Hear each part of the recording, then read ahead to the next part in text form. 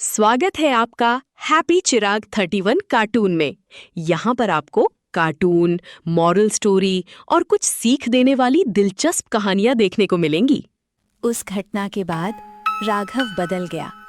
कम बोलता, अकेला रहता और रात में उसकी आंखें हल्की लाल चमकने लगती थी। लेकिन राघव को कुछ याद नहीं था।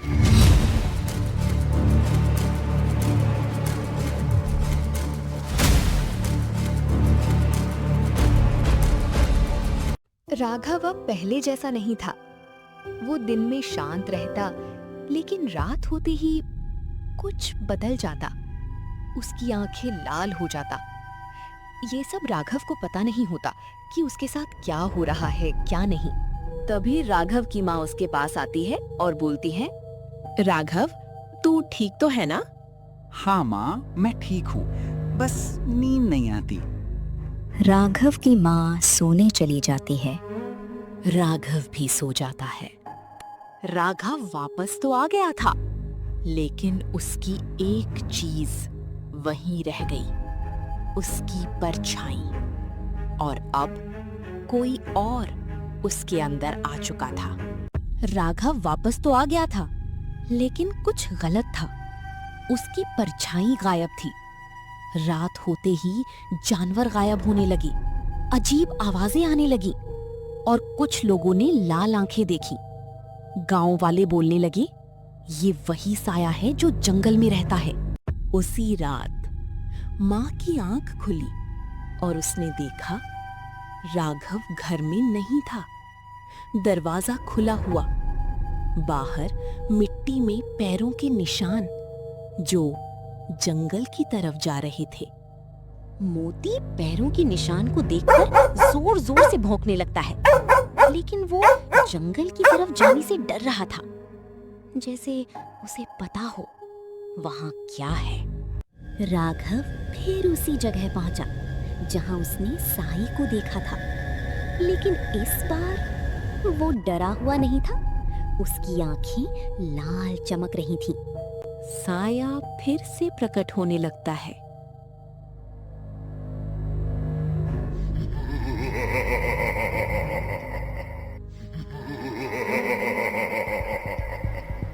मैं इस जंगल का रक्षक नहीं, मैं हूं इस जंगल का श्राप हूं। सदियों पहले इंसानों ने इस जंगल को जलाया और मैं उन सब का गुस्सा हूं।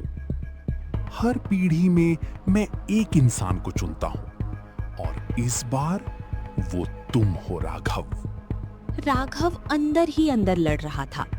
फिर राघव बोलता है, मैं तुम्हारा गुलाम नहीं बनूंगा। तुम पहले से ही मेरे गुलाम बन चुके हो राघव।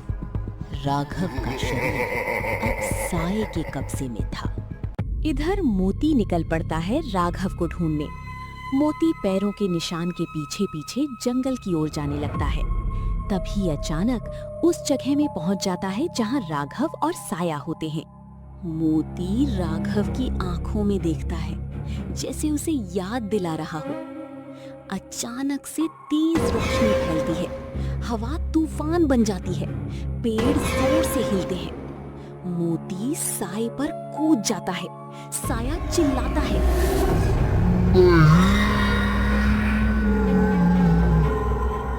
इस तरह साए ने राघव को पूरी तरह अपने वश में करने की कोशिश करता है, लेकिन मोती बीच में आकर उस साए के ऊपर हमला कर देता है। कुछ समय के लिए जंगल शांत हो जाता है और कुछ दिखाई नहीं देता। अगली सुबह होती है। जंगल शांत है, हवा ठंडी है। गांव वाले आते हैं। उन्हें राघव मिलता है और उसके पास मोती पड़ा होता है। मोती अब हिल नहीं रहा था। राघव रोते हुए कहता है, इसने मुझे बचा लिया, लेकिन अभी ये कुछ बोल नहीं रहा है। बहुत समय होने के बाद भी मोती ना हिलता है ना कुछ बोलता है। राघव समझ गया कि मोती हमें छोड़कर चला गया है। मोती ने अपनी जान देकर राघव को साए की मुसीबत से बचा लिया था।